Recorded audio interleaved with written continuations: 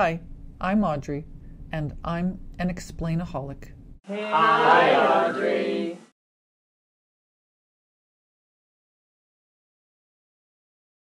Yesterday I gave my students a situational problem to work on, which is the term we use here in Quebec for a problem that's rather complex, involves many steps, and has many possible correct answers.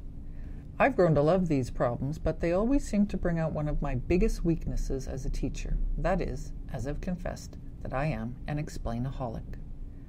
One of the things this type of learning activity is supposed to measure is the student's ability to independently move forward in the problem. As such, I told my students, as I always do at the beginning of a situational problem, you can ask me for help, but only as a very, very last resort.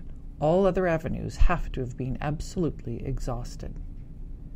But then I always fold like a house of cards as soon as someone goes all helpless and floppy and sad, for I'm all too happy to swoop down and explain. Not this time. I just wrote a post acknowledging that I have a bad addiction to explaining the life out of everything, so I felt armed and ready to resist temptation. I faced my addiction like a gladiator, strength and honor. So for each class, I put the kids into breakout rooms. Then I waited and watched. In my first class, no major breakthroughs happened, and no one asked me for any help, which is fine, that's what I want, right? But not right somehow. But then in my second class, about 10 minutes into their breakout room time, I saw that a student in one room, I'll call the student Evan, had made a breakthrough. He didn't seem to know that he had, and he didn't know what to do next, but he was on to something. So I let him and his group chew on it a bit. They asked me if I could give them a nudge, and I'm proud to say I said no. But I wanted everyone to sink their teeth into it and move forward, so I moved the rest of the class into that same room, one by one, and said, here you go.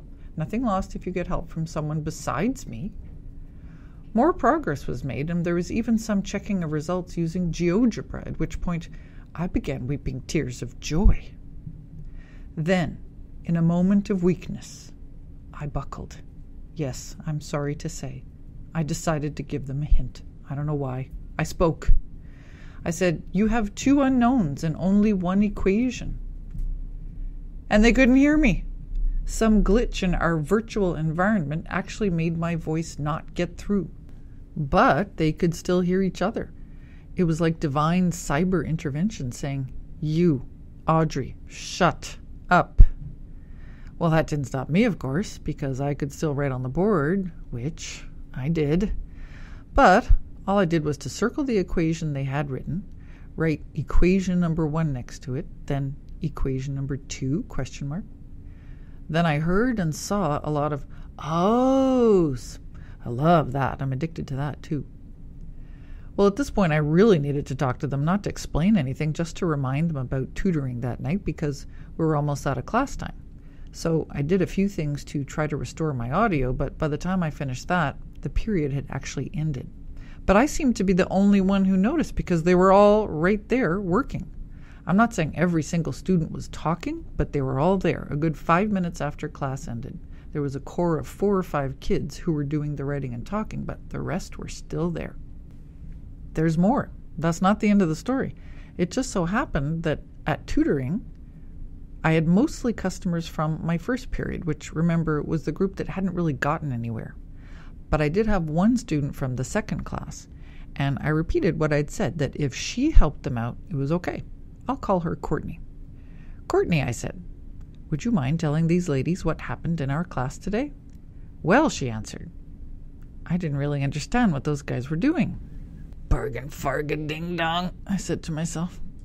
Steady, strength and honor, hold the line, said my inner gladiator. My Russell. Focus, Audrey. But, Courtney continued, I figured it out myself afterward. My brain said, sorry, what?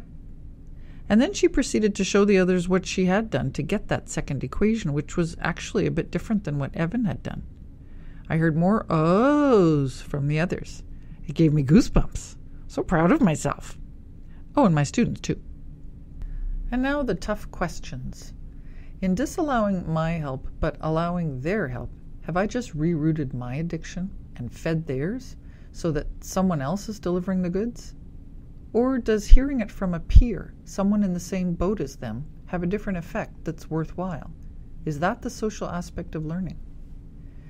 Did everyone get somewhere, or just the kids who were doing the talking and writing? Does this mean that next time we do a situational problem, some of the kids will just wait around for someone else to figure it out and tell them what to do? I mean, what do they care who it is that's explaining, as long as they don't lose anything, right? How do the kids who made the breakthroughs feel? Like everyone else benefited unfairly from their work? Or did it benefit them as well? Because as we all know, when you have to explain something, you end up understanding it all the better. How can I make transparent whatever skills Evan and Courtney used to make that first breakthrough? Is it something the others can reproduce? And just what is it anyway? Just plain math ability? Confidence? Organized notes? What do you think? Is being less helpful helpful? If you teach something, do students lose the opportunity to learn it on their own? Is my addiction to explaining really helping or hindering learning?